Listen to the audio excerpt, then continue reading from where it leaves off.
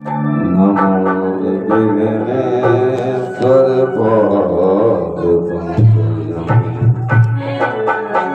विघ्नेश्वराय वरदाय सुरप्रियाय लंबोदराय सकलाय जगद्धिताय नागाननाय श्रुतियज्ञ विभूषिताय गौरीसुताय गणनाथ नमो नमस्ते। अखण्डमण्डलाकारं व्याप्तं येन चराचरं तत्पदं दर्शितं येन तस्मै श्री गुरुवे नमः। रामाय रामभद्राय रामचन्द्राय वेदसे रघुनाथाय नाथाय सीताय पतये नमः। सीतानाथ समारम्भां रामानन्दार्य मध्यमाम् अस्मदाचार्य पर्यन्तं वन्दे गुरु परम्पराम्। भक्त भक्ति भगवंत गुरु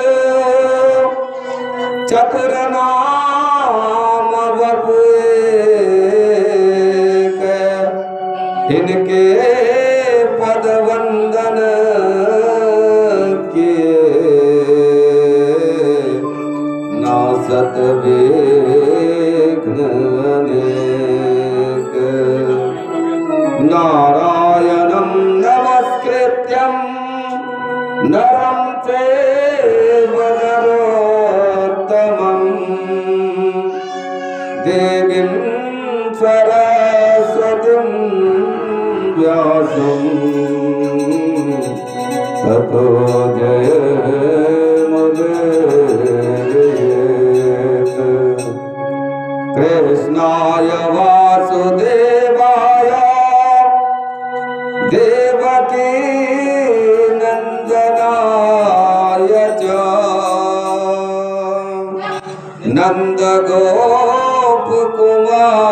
नंदगोपकुमाराय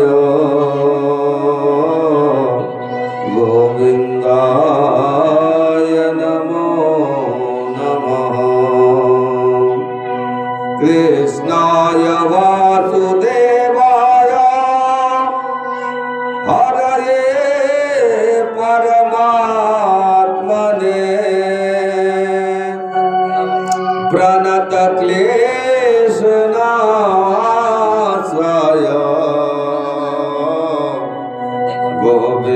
गोविन्दाय नमो नमः। सच्चिदानन्दरूपाय विश्वोत्पत्त्यादिहेतवे तापत्रय विनाशाय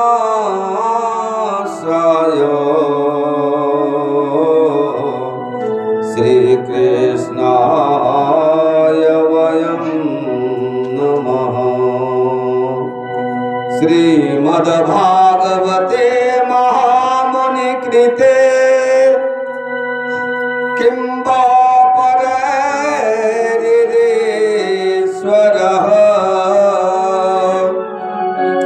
सद्यो हृदावरुध्यते त्वरचितभिः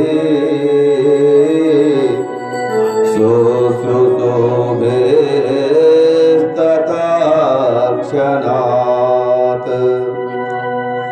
राधासाध्यं साधनं यस्य राधा मंत्र मंत्रो राधा मंत्रदात्री च राधा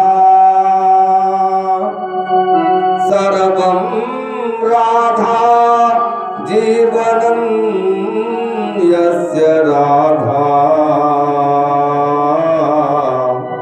राधा राधा वाच किं तस्य शेषम्। जय जय श्री राधा रमण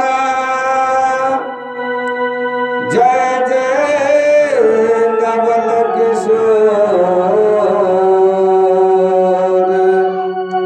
जय गोविंद चित चोर प्रभु जय जय माखन चोर। राधा मेरी स्वामिनी मैं राधे को दास जन्म जन्म महि दे जियो श्री वृंदावन में वास। वृंदावन सो बन नहीं नंदगांव सो गाँव वंशी बट सो बट नहीं कृष्ण नाम सो नाम। राधे तो बरभागिनी कौन तपस्या तीन लोक 14 भुवन सो तेरो अधीन। तो सब द्वारन को छान के आयो तेरो द्वार। हे मेरे राधा रमन ज्यों अब मेरी ओर निहार। राधे मेरी मात है पिता मोर घनश्याम। इन दोनों के चरणों में मेरा बारंबार प्रणाम। आए हैं तो प्रेम से लीजिए प्रभु का नाम। सब प्यारे भक्तों को मेरा जय जय राधे श्याम। प्रेम से भागवत भगवान की जय। वृंदावन बिहारी लाल की जय। वृंदावन धाम की जय।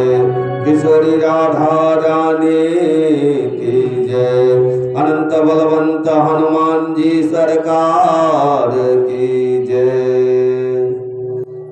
भक्तवंशा कल्पतरु अकारण करुणा वर्णालय दीन बंधु दीनानाथ जगतपति अखिलेश्वर योगीराज श्री भगवान बालकृष्ण लाल की वांगमय प्रतिमूर्ति शब्दमय प्रतिमूर्ति श्रीमद् भागवत महापुराण के चरणों में मेरा कोटि कोटि बार प्रणाम।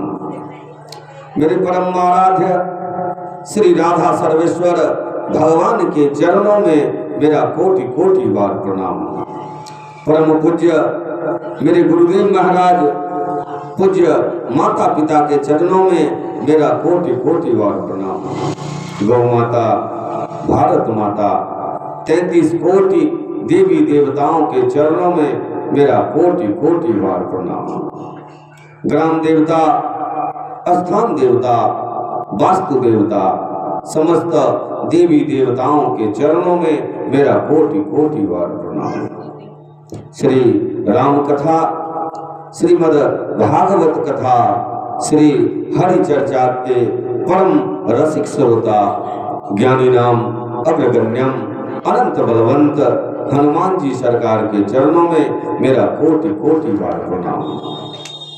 भक्त शिरोमणि हनुमान जी सरकार से आग्रह, उनसे प्रार्थना कि कथा प्रांगण में उपस्थित हों और बिल्कुल ही अग्रिम पंक्ति में अपना स्थान ग्रहण करें एवं श्रीमद् भागवत कथा रूपी रस का पान करें।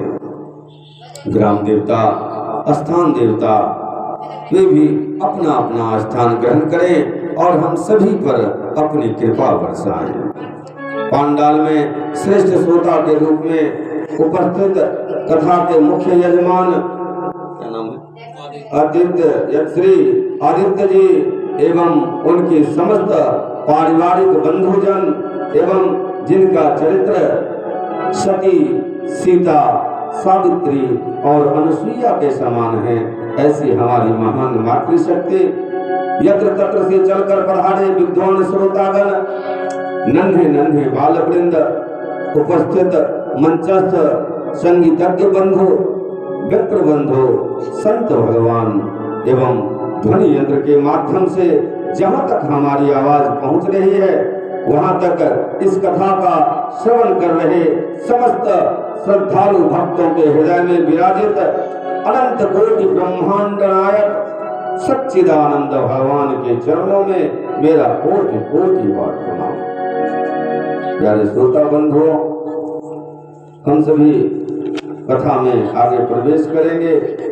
उससे पहले भगवत भजन के माध्यम से हम सभी अपने शरीर, मन, वाणी को शुद्ध करते हैं और उसके बाद आज छठवें दिवस की जो कथा है हम उसमें प्रवेश करेंगे। आइए श्री राजन जी महाराज के सुमधुर आवाज में एक सुंदर सा भजन और फिर हम सभी कथा में प्रवेश करते हैं। जय जय श्री राधे।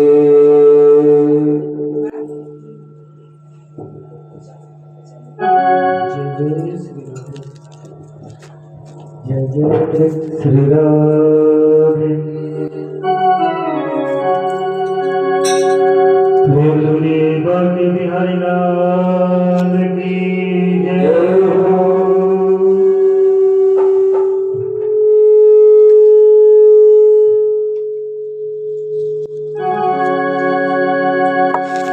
लगन तुमसे लगा बैठे,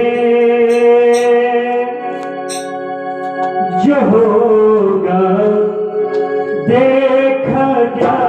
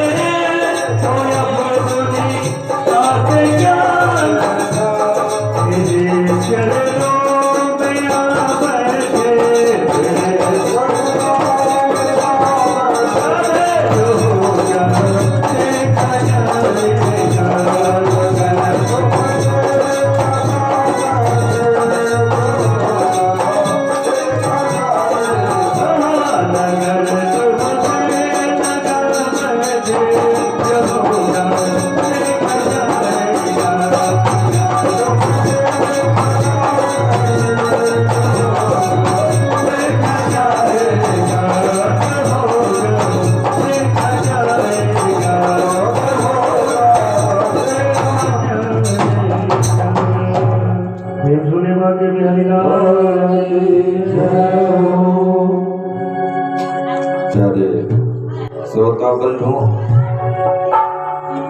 जब जग जन हमारी महान मातृशक्ति कल के कथा में हम सभी ने गिरिराज जी का पूजन किया था। अब आगे की कथा जो गिरिराज जी की पूजन हम सभी ने किया, उसकी कथा इस प्रकार से है। सुप्रताल में सुखदेव जी महाराज राजन परीक्षित को बता रहे हैं कि हे राजन परीक्षित, ब्रजमंडल में वर्षों से एक रिवाज था कि प्रत्येक वर्ष जो मेघों के देवता इंद्रदेव हैं, उनकी पूजा सभी ब्रजवासी बड़े ही धूमधाम से करते थे। जब कन्हैया जी थोड़े से बड़े हुए तो एक दिन की बात है, माता यशोदा ने उन्हें जगाया, सवेरे सवेरे जगाया, उनको स्नान करवाया, अच्छे अच्छे कपड़े पहनाए। घर में देखा भगवान ने कि अच्छे अच्छे पकवान वगैरह सब बन रहे थे, सभी व्यस्त थे पूरे गोकुलवासी। तो कन्हैया ने अपनी मैया से पूछा कि मैया आज कोई उत्सव है क्या? जहाँ भी देखो बड़े ही चहल पहल हैं, हर जगह पूरे पकवान बन रहे हैं, मिठाइयाँ बन रही हैं, तो किस भगवान की पूजा है, पूजा किसकी है? तो मैया ने कहा कि देखो लाला, वर्षों से यह परंपरा रही है कि सारे ब्रजवासी वर्ष में एक बार मेघों के देवता इंद्र का पूजन करते हैं और उनसे प्रार्थना करते हैं कि समय पर मेघ जो है अपना बारिश करवाए, ताकि यहाँ पर हरियाली रहे और उसी से हमारी गाय का भरण पोषण हो, उनको चारा मिले, जिससे हमें अच्छा दूध मिलेगा। अच्छा दूध मिलेगा तो उससे हम माखन बनाएंगे, घी बनाएंगे, इत्यादि दही बनाएंगे और उसको बेच करके हमारा गुजारा, हमें धन मिलेगा और हमारे बच्चे भी उसको खाएंगे। तो जब मैया ने इस प्रकार से कहा तो कन्हैया ने कहा कि मैया, यदि इसी वजह से पूजा करना है तो जिस इंद्र के बारे में तुम कह रहे हो, क्या वह इंद्र हमारी गैयों को चारा देकर जाता है क्या? हमारी गैयों को तो गोवर्धन जी की कृपा से हरे हरे घास, हरे हरे पत्तियां मिलती हैं, जिसको खा करके हमारी गैयां अच्छी दूध देती हैं। तो यदि करना ही है तो गोवर्धन जी महाराज का पूजन करो। यदि करना ही है तो इन वनस्पतियों का पूजन करो, जिसको खाने के बाद हमारी गैयें स्वस्थ होती रहती हैं और अच्छी दूध देती हैं, और उसको पी करके हम बालक लोग स्वस्थ रहते हैं। इन जंगल का पूजा करो। इस प्रकार से, बहुत प्रकार से जब मैया से कन्हैया कहने लगे तो मैया ने कन्हैया से कहा कि देखो, उम्र तो तुम्हारी छोटी है, तुम इस सब झंझट में ना पड़ो। कोई परंपरा बनी हुई है, उसको हम कैसे तोड़ दें तुम्हारे जिद के आगे? तो मैं कुछ नहीं जानती, जा करके अपने बाबा से बात करो। नंद बाबा के पास कन्हैया गए, फिर वही प्रश्न किया। नंद बाबा ने भी समझाया कि ये तो बड़ा वर्षों पुरानी परंपरा है, अब कन्हैया इस परंपरा को तोड़ कैसे सकते हैं? तुम्हारा तर्क तो ठीक है। किंतु कन्हैया ने कहा कि ठीक है, अगर हमारी बात नहीं मानोगे और यदि इंद्र की पूजा करोगे तो चलो, आज से मैं खाना पीना ही छोड़ देता हूँ। अब कन्हैया ऐसा कहे कि मैं तुम्हारा मक्खन ही नहीं खाऊंगा, तुम्हारा खाना ही नहीं खाऊंगा, अगर ऐसा कन्हैया कहे और मैया ने सुन लिया और उनको बर्दाश्त हो जाए तो फिर यशोदा मैया कैसा? मैया घबरा गई कि कन्हैया तो बोल दिया कि खाएगा ही नहीं। तो जब कन्हैया ही नहीं खाएगा तो ये पकवान, ये मिठाइयाँ बना करके फायदा क्या है? जा करके नंद बाबा को बताए कि कन्हैया ने कहा है कि अगर मेरी बात नहीं मानोगे, अगर इंद्र की पूजा करोगे और अगर गोवर्धन का और इन वनस्पतियों का, इन जंगलों का पूजा नहीं करोगे तो मैं खाना ही छोड़ दूंगा, भूखे ही रहूंगा। इन प्रकारेण कन्हैया ने विवश कर दिया। और गोकुल के अंदर ब्रजमंडल में कन्हैया जब कोई बात कहते थे तो किसी का ऐसा हिम्मत ही नहीं हो पाता था, ऐसे भाव विभोर लोग हो जाते थे कि उनकी बात अंततः लोग मान ही लेते थे। आज भी वही हुआ। पूजन के लिए कन्हैया ने कहा कि इंद्र के स्थान पर गोवर्धन जी का पूजन करो, जो गोवर्धन पर्वत है उनकी पूजा हो। और फिर सारे जो पूरे पकवान, मिठाई इत्यादि जो भी थे सभी गोवर्धन गिरिराज जी के पास गए और वहाँ पर जो है पूजन किया गया।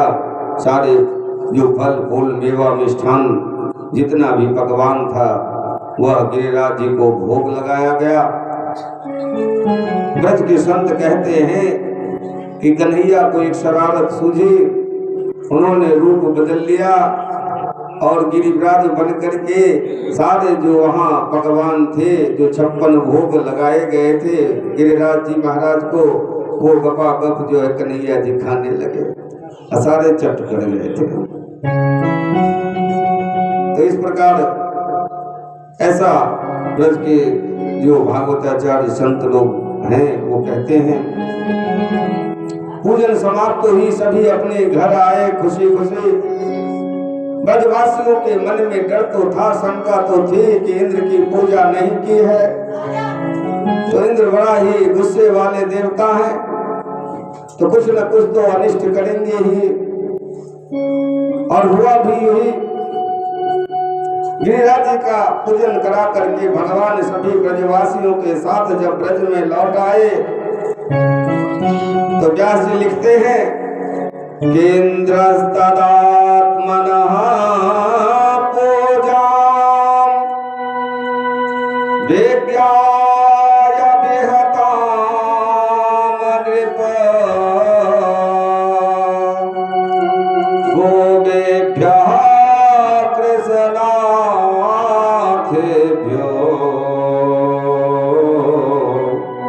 नन्दादेभ्यश्च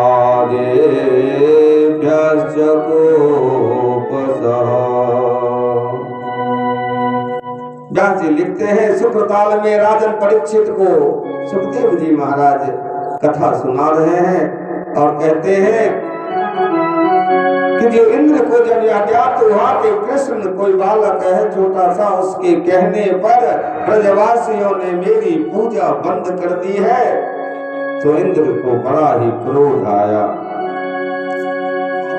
देवता शीघ्र क्रोधित हो जाते हैं। तो ब्रजवासी प्रतिवर्ष इंद्र की पूजा करते थे, अब एक बार नहीं किया तो इतना क्रोधित होने का कोई कारण तो था नहीं, किंतु देवताओं के राजा हैं इंद्र, जल्दी क्रोधित हो जाते हैं। तो इंद्र को क्रोध आ गया। किंतु कहा तो ये जाता है कि परमात्मा का कोई एक बार भी नाम ले ले तो प्रभु कभी उसे भूलते नहीं, इतने दयालु हैं हमारे गोविंद। एक बार भी अगर किसी ने नाम ले लिया उनको सदैव याद रखते हैं। किंतु इंद्र को बड़ा गुस्सा आया, बड़ा क्रोधित हो गए और क्रोध में आकर के इंद्र ने क्या किया, तो व्यास जी लिखते हैं कि गणं सांवर्तकं नामा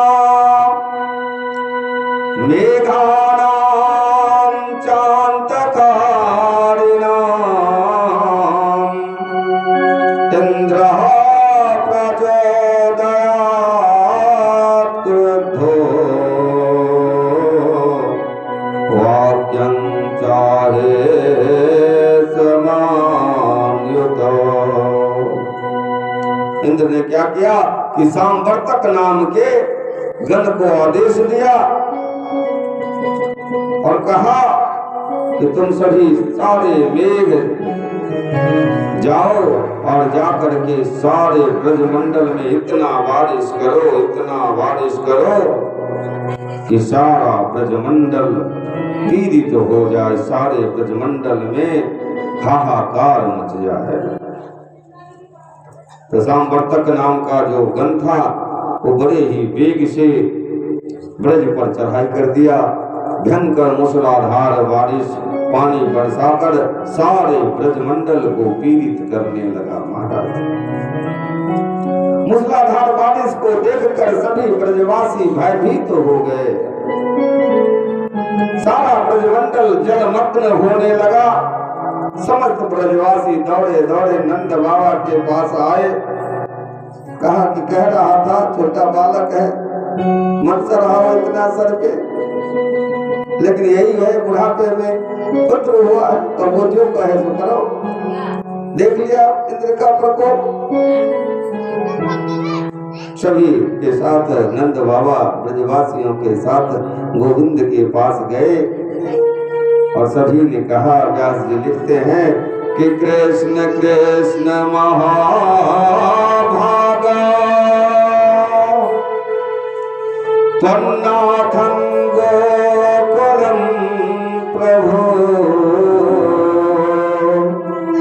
प्रादुर्महसे देवान्नः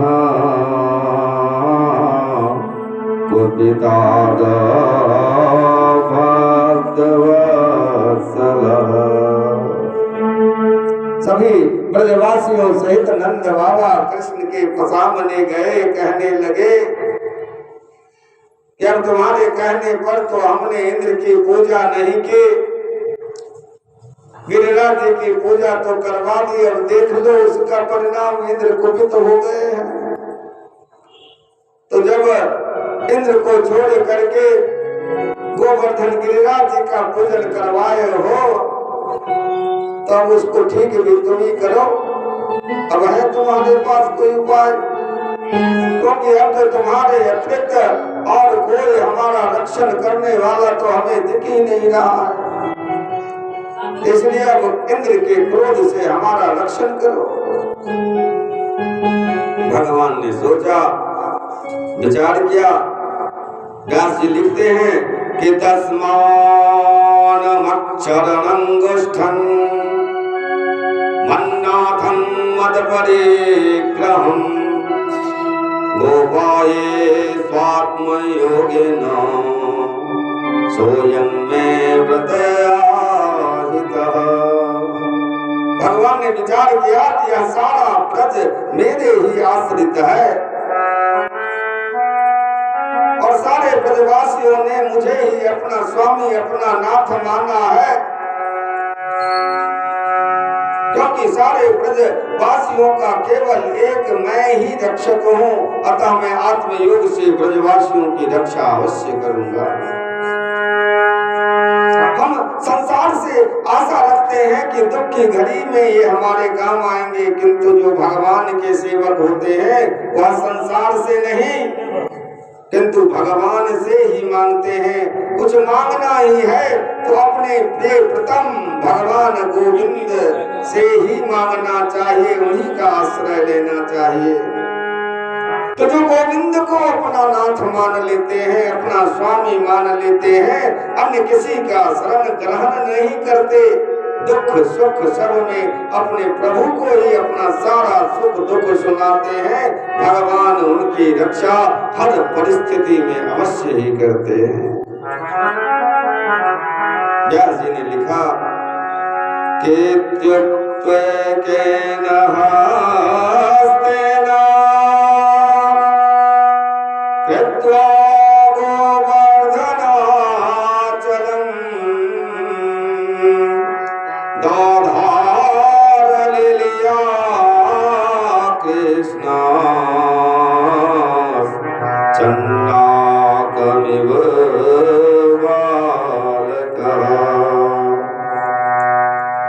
श्लोक को रामचरितमानस में पूज्यपाद गोस्वामी तुलसीदास बाबा ने लिखा कि विप्रधेन सुर संतहित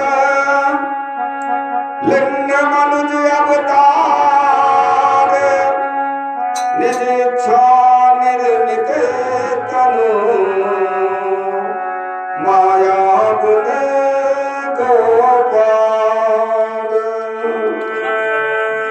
ब्राह्मण गौ देवता और संतों की रक्षा के लिए भगवान धराधाम पर कई बार अवतार लेकर के आते रहते हैं और इन सभी की रक्षा करने का भगवान ने संकल्प लिया है।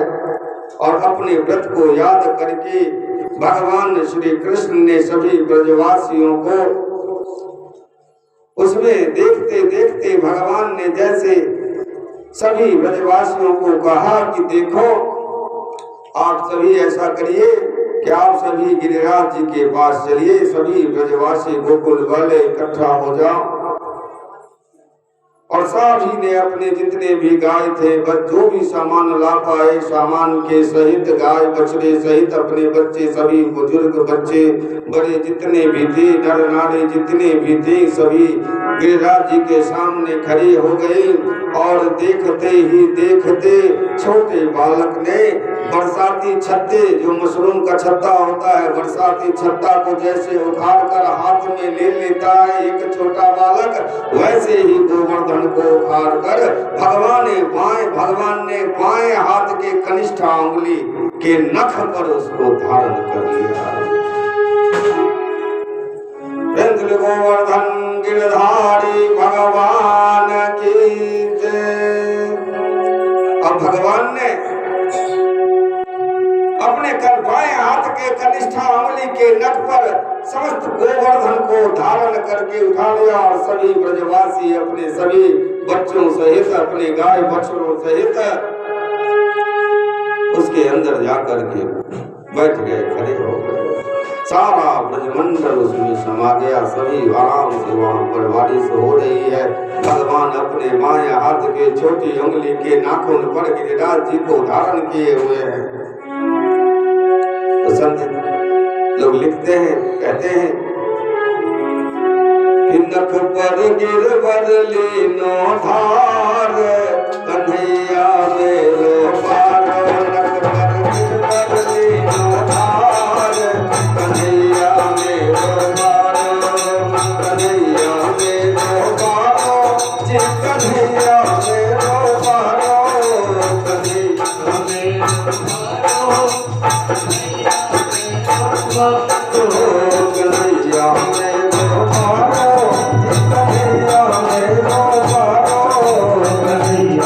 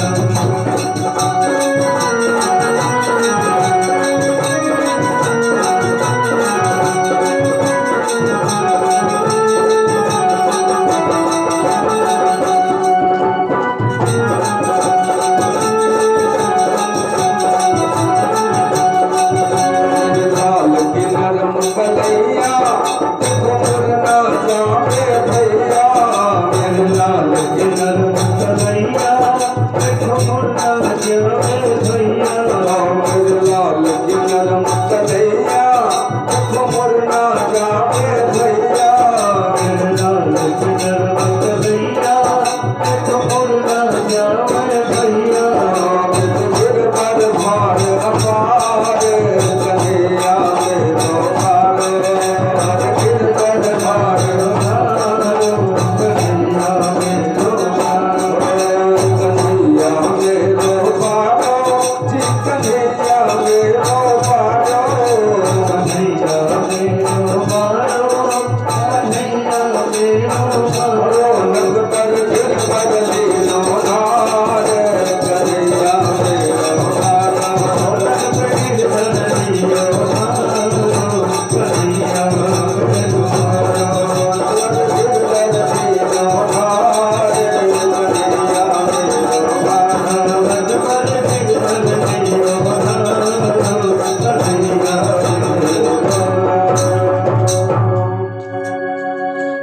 प्यारे श्रोता बंधु विद्वत जन, हमारी महान मातृशक्ति जब इस प्रकार माता ने कहने लगे कि अरे मेरा छोटा सा, जैसे मैया ने देखा कि कन्हैया ने गोवर्धन को उठा लिया। अब कन्हैया ने गोवर्धन को उठा करके बाएं हाथ में छोटे उंगली के नाखून पर खड़ा कर खड़े होकर उठा करके मैया ने देखा कितना छोटा कन्हैया, सबसे कहने लगे कितना छोटा मेरा कन्हैया है, तो तुम लोग भी अपने अपनी तरफ से कुछ जोर लगाओ ताकि कुछ सहारा मिले। इतना छोटा लड़का है मेरा, कहीं कलाई वलाई मुड़ गई तो हो गए लेने के देने।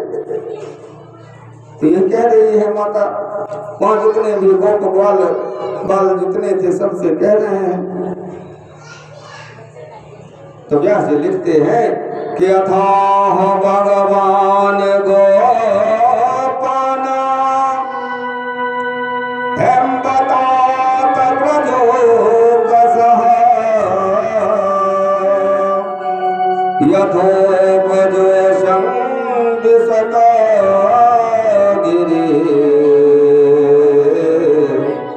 गर्तं प्रबोधना। भगवान ने सभी ब्रजवासियों से कहा कि तुम लोग अपनी गौओं सहित सब सामग्रियों के साथ इस पर्वत के गड्ढे में आकर के बैठ जाओ।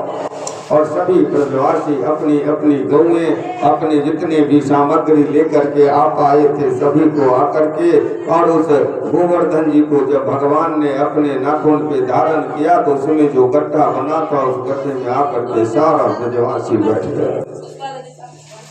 7 दिन और 7 रात्रि तक भगवान ने गोवर्धन को अपने बाएं हाथ की कनिष्ठा उंगली के नाखून पर धारण किए रहे। यशोदा मैया को चिंता होने लगी।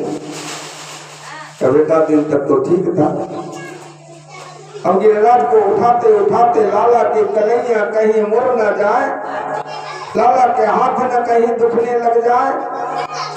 सबको बोलने लगी कि अरे कोई मेरे लाला की सहायता तो करो। तो भगवान के जो बाल सखा थे सभी ने कहा कि मैया तुम व्यर्थ ही चिंता करती हो, तुम्हें तो ऐसे लग रहा है कि तुम्हारे ही लाला ने पूरा गोवर्धन उठा रखा है, तुम्हें तो और दूसरा का कुछ दिखता ही नहीं। मैंने बोले कैसे? तो देखो हम सभी ने तो भी अपने अपने लठ लगा रखे हैं, तो तुम्हें लगता है कि बस मेरा ही कन्हैया उठा रहा है, मेरा कन्हैया उठा रहा है, बस हम लोग तो कुछ कर ही नहीं रहे, ऐसा थोड़ी है। तो बोले कन्हैया से उनके सखा एक काम करो कन्हैया, अब जो तुम्हारी मैया इतना कह ही रही है तो एक काम करो, हम लोगों ने तो अपना लगा ही रखा है, जो जितने भी हमारे लठे हैं सब लगा टिका दिया, और जोर से अगले कुछ देर के लिए तो अपना हाथ हटा लो और थोड़ा हाथ सीधा कर लो और उसके बाद फिर लगा देना। तो अपने सखाओं से कन्हैया ने कहा कि सोच लो। बोले अरे सोचना क्या है, सभी देखो कितने, तुम अकेला हाथ हटा लोगे, सब तो लगाए हुए हैं जो, तो क्या होगा? तो तुम एक काम कर लो, तो तुम अपना हाथ थोड़ा नीचे कर लो तुम्हारी मैया यूं ही ज्यादा परेशान हो रही है, तो हमारी लाठियों पर गिरिराज जी को हम टिका करके रख लेंगे थोड़ी देर। कन्हैया ने अपने सखाओं से कहा कि सोच लो, फिर से एक बार सोच लो, मैं हाथ हटा दूंगा।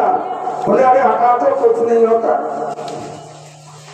तो भगवान ने क्या किया कि थोड़ा सा अपने हाथ को पीछे खींचा, और जैसे ही भगवान ने अपने हाथ का भार थोड़ा सा हटाया, तो जो बाल सखा थे भगवान के, उनने जो लाठियां लगा रखे थे वो चट चट करके टूटना आरंभ हो गए। सारे के सारे बाल सखाओं के जो लठ थे वो सब टूट गए। अब देखा सभी ने कि गिरिराज जी तो नीचे की ओर आ रहे, तो हम लोग सभी दब के मर जाएंगे। तो सखाओं ने कन्हैया से कहा कि कन्हैया संभाल, कन्हैया संभाल गिरिराज जी को। अरे हमें तो लग रहा था कि हम लोग भी अपने रख रहे हैं गिरिराज जी को अपने लट्ठे पे टिका के, लेकिन हमारी यह गलती थी। गिरिराज टिके तो हैं, किंतु अब समझ में आ गया कि तूने ही अकेले गिरिराज जी को उठा रखा है। जैसे ही सखाओं ने कहा कि कन्हैया संभाल गिरिराज जी को, तो भगवान ने मुस्कुरा करके अपने बाल सखाओं की ओर देखा, और फिर अपना उंगली, जो छोटी उंगली बाएं हाथ के नाखून पर फिर से जो है गिरिराज जी को धारण कर लिया। सखाओं ने कहा कि कन्हैया एक बात बताओ कि तुम्हारे हाथ में इतना ताकत आया कैसे? बचपन से हम लोग साथ में ही खाते हैं माखन वगैरह, तो ठीक है, ताकत तो है हमें भी, लेकिन तुम्हारे हाथ में इतना ताकत कहाँ से, बला कहाँ से गया कि पूरा गिरिराज जी को तुमने धारण कर लिया, उठा लिया और अकेला उठा लिया? तो भगवान बोले कि कछु माखन को बल बढ़ियो, कछु गोपन करी सहाय, श्री राधे जो की कृपा से मन गिरवर लियो उठाए। कन्हैया ने कहा अपने सखाओं से कि देखो, कुछ बल तो ऐसे आया कि भैया जो है ना माखन ठूस ठूस के खिलाती रहती है, तो माखन खाने से कुछ ताकत आ गया, और कुछ जो है आप सभी ब्रजवासियों ने भी सहायता किया है अपनी अपनी लाठियां लगा करके, तो कुछ ऐसे इससे भी हुआ है। और जो बात बाकी है कि श्री राधा जी के कृपा से मैंने इस गिरिराज को उठा लिया है। तो वहां जो गोपियां थी उस गड्ढे में बैठी हुई थी, तो सखिया बोली कन्हैया से कि कन्हैया, मैं फिर से कहती हूँ कि तुम ये जो तुम्हारे सखा कुछ भी कहें, किंतु तुमने गिरिराज जी को नहीं उठाया है। भगवान बोले हमने नहीं उठाया, तो किसने उठाया है गिरिराज जी को? तो सखियां बोले कि गिरिराज जी को हमारी श्री जी अर्थात हमारी किशोरी राधा रानी जी ने उठाया हुआ है। तो गोवर्धन को हमारी श्री जी अर्थात हमारी किशोरी राधा रानी ने अपने नाखून पे धारण किया हुआ है। तो भगवान ने पूछा, तो भगवान ने सखियों से कहा कि देखो उठा तो मैंने ही रखा है, सब लोग देख रहे हैं। तुम्हारी श्री जी, तुम्हारी जो किशोरी राधा रानी जी के सिर को श्री जी कहते थे, तो तुम्हारी श्री जी तो ये बगल में तुम्हारे बैठी हुई है, उठा मैंने रहा है, बिना मतलब की बात करती हो। जब वो सामने में बैठी हुई तो गिरिराज जी को कैसे उठा रखी है? तो सखियां बोली कि कन्हैया, तुम और श्री जी एक ही हो या अलग अलग हो? पूछने लगे। भगवान बोले हम दोनों तो एक ही हैं। तो सखिया बोली कि आपके शरीर में श्री जी का स्थान किस तरफ है? तो भगवान ने कहा कि श्री जी का मेरे शरीर में ये दाएं भाग में मेरा स्थान है और बाएं भाग में श्री जी। तो मेरे शरीर में बाएं भाग में श्री जी का स्थान है और श्री जी के दाएं भाग में मेरा स्थान है। तो सखियां बोले गिरिराज जी किस हाथ पे उठा रखे हो? तो भगवान ने कहा बाएं हाथ पे उठा रखा हो। तो श्री जी तुम्हारे शरीर के किस हिस्से में है? तो बाएं भाग में है। तो किस हाथ से उठाया? बाएं हाथ से। तो गिरिराज जी को किसने उठाया? श्री जी ने उठाया हुआ है। प्रेम श्री राजा वल्लभ सरकार की जय हो। भगवान मुस्कुरा गए और मुस्कुरा कर सखियों से बोले अच्छा ठीक है, तुम्हारे श्री जी ने ही उठा रखा है गिरिराज जी को।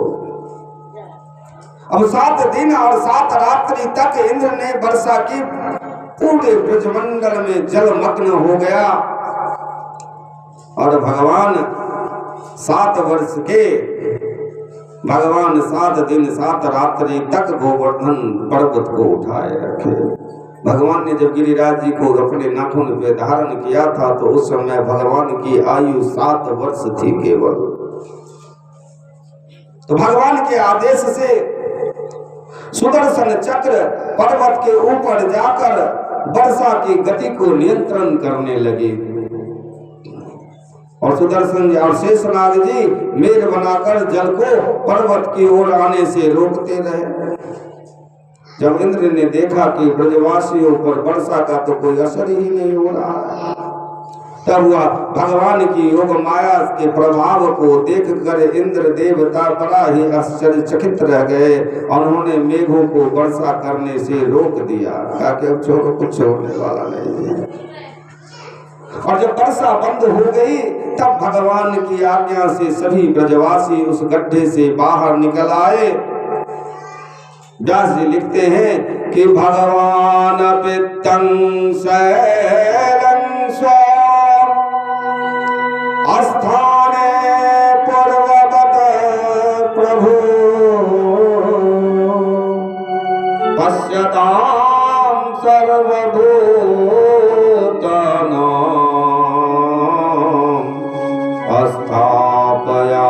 स्थापयामास लीलया। भगवान ने सभी ब्रजवासियों को देखते ही देखते खेल खेल में सहजता से ही गिरिराज जी को पर्वत जिस स्थान पर गिरिराज जी थे पहले वहां पे रख दिया। तब देवराज को लगा कि उनसे बड़ा भारी भूल हो गया है, उनसे अपराध हो गया है। तो इंद्र जो है बड़े लज्जित हुए और भगवान से क्षमा मांगने के लिए भगवान के पास आए। अमावस्या का दिन अर्थात दीपावली का दिन था। ब्रजवासियों ने गोवर्धन की परिक्रमा की। अगले दिन प्रतिपदा को गिरिराज जी का पुनः पूजन किया। द्वितीया को सभी अपने अपने घर लौट आए और तृतीया को इंद्र के आदेश से ब्रज में 7 दिन 7 रात्रि अर्थात 9वीं तिथि तक वर्षा हुई। 10वीं तिथि को इंद्र भगवान से क्षमा मांगने के लिए आए। अपने किए पर इंद्र लज्जित हुए और उसके कारण अपनी करनी के कारण मन में भाव आया कि मैंने कैसे सभी के सामने अब मैं जाऊं भगवान के सामने कैसे क्षमा मांगूं। इसलिए एकांत स्थान में जाकर के इंद्र ने अपने मुकुट को अपने सर से उतार करके भगवान के चरणों में रख दिया और क्षमा मांगने लगे। और 11 श्लोक पढ़ करके इंद्र ने भगवान से क्षमा मांगा। क्या था कि विशुद्ध सत्वं तव धाम शांतम तपोमयं धस्तरजस्तमस्कमा मायामयोऽयं गुण संप्रवाहो न विद्यते ते गृहाणानुबन्धः। हे प्रभु, आपका श्री विग्रह विशुद्ध सत्व गुण से संपन्न है, उसमें तमो गुण और रजो गुण का तो स्पर्श भी नहीं है। आप रजो और तमो गुण को ध्वस्त करने वाले माया से आप कैसा भी रूप धारण करें, लेकिन आप स्वयं कृपा के सागर हो, आज मैंने अनुभव कर लिया है। और इस प्रकार से इंद्र ने 11 श्लोकों के माध्यम से भगवान तो उन्होंने उनसे क्षमा याचना की और लास्ट में कहा कि नमस्तुभ्यं भगवते पुरखाय महात्मने, नमस्तुभ्यं भगवते पुरखाय महात्मने, वासुदेवाय कृष्णाय सात्वतां पतये नमः। हे प्रभु, मैं आपको नमस्कार करता हूँ। हे भक्तवत्सल प्रभु, आप ही यदुवंशियों के एकमात्र स्वामी हैं। आप सभी के चित्त को आकर्षित करने वाले हैं। हे प्रभु, आप मेरे संपूर्ण अपराध को क्षमा कर दीजिए और मुझ पर कृपा करिए। और ऐसी स्तुति करने के बाद भगवान ने इंद्र को क्षमा कर दिया। इंद्र अपने अमरावती की ओर लौट गए, इंद्रलोक की ओर लौट गए। तो इस प्रकार भगवान ने गिरिराज जी को अपने नाखून पे धारण किया था। व्यास जी कहाँ सुप्रताल में राजन परीक्षित को सुखदेव जी महाराज यह कथा सुना रहे हैं। इसलिए कल शाम को हम सभी ने गिरिराज जी का पूजन किया था। प्रेम से बोले वृंदावन बिहारी लाल की जय। श्री राजन जी के सुमधुर आवाज में एक सुंदर सा भजन, उसके बाद कथा में प्रवेश करते हैं।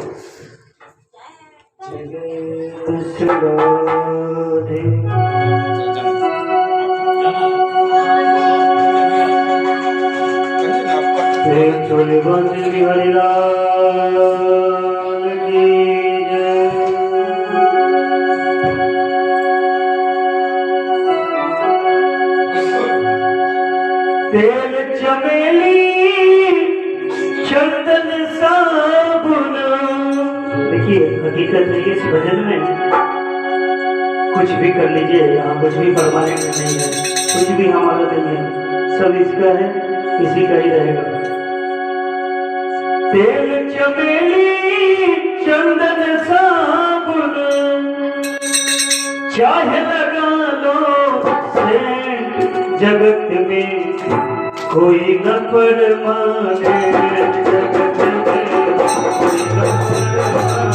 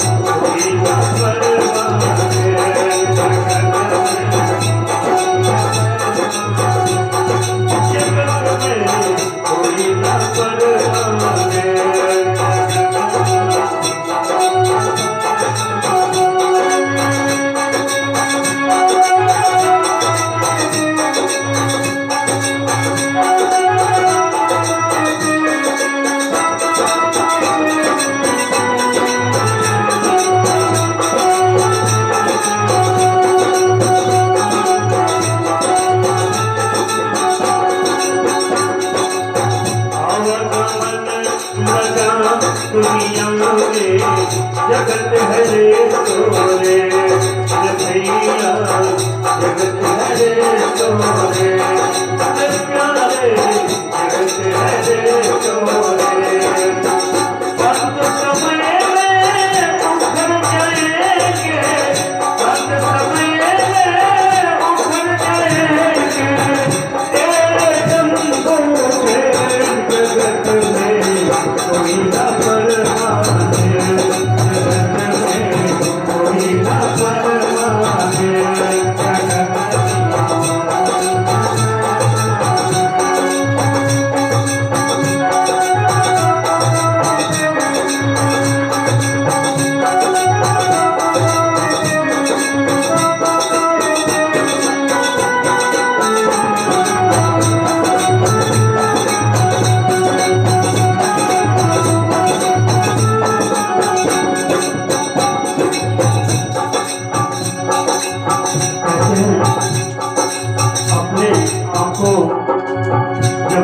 तो पहले अपने बचपना को याद करिए।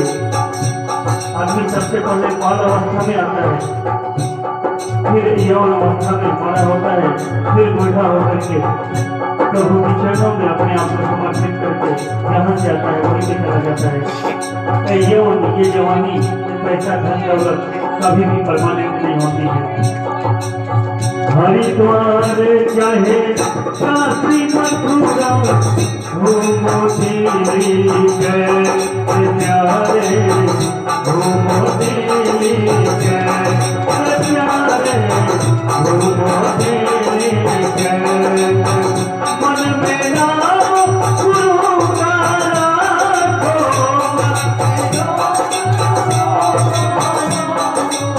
मन मेरा गुरु का राखो, मन मेरा धोती पहनो या पैंट जगत में कोई ना संगत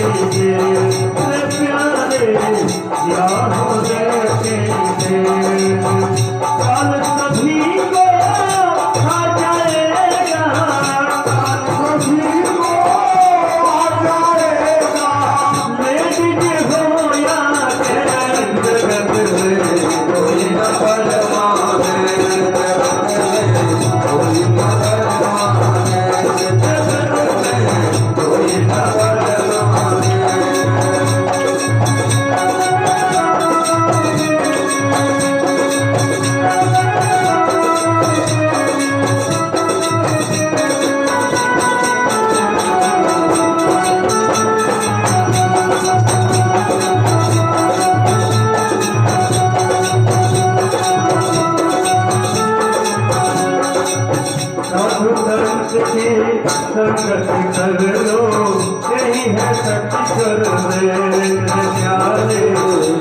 है सच कर दे प्यारे, यही है सच कर दे प्यारे, यही है सच कर दे। भक्त तुम तो कहना,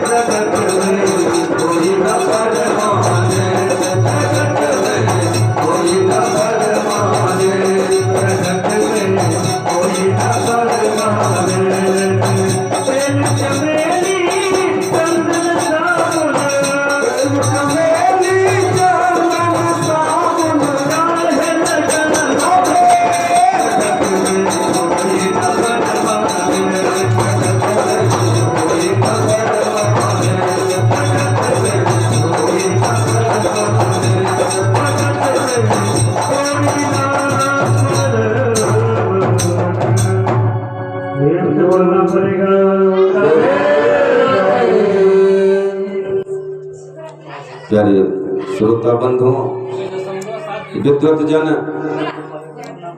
हमारी महान मातृशक्ति, अभी हम सभी ने शुक्रताल में राजन परीक्षित को सुखदेव जी महाराज श्रीमद् भागवत कथा अमृतमयी कथा का रसपान करवा रहे हैं। और उस क्रम में गिरिराज जी को भगवान ने 7 दिन और 7 रात्रि तक कनिष्ठा उंगली के नाखून पर धारण किए रहे। और फिर जब किसी प्रकार से इंद्र को जब लग गया कि वह उससे बहुत बड़ा अपराध हो गया है, तो फिर इंद्र ने एक बार एकांत में आकर के भगवान से क्षमा याचना की। 11 प्रकार के श्लोकों से भगवान से क्षमा याचना की इंद्रदेव ने, और फिर भगवान ने उन्हें क्षमा कर दिया। और फिर इंद्र देवता अपने इंद्रलोक की ओर प्रस्थान कर गए। आगे की कथा हम महाराष्ट्र की कथा में प्रवेश कर रहे हैं। तो श्री सुखदेव जी महाराज कहते हैं राजन परीक्षित से कि हे परीक्षित, भगवान श्री कृष्ण ने चीरहरण के समय गोपियों से जिस रात्रि में महारास करने के लिए कहा था, आज वही रात्रि आ गई है। भगवान श्रीमद् भागवत महापुराण का यह जो महारास की कथा है,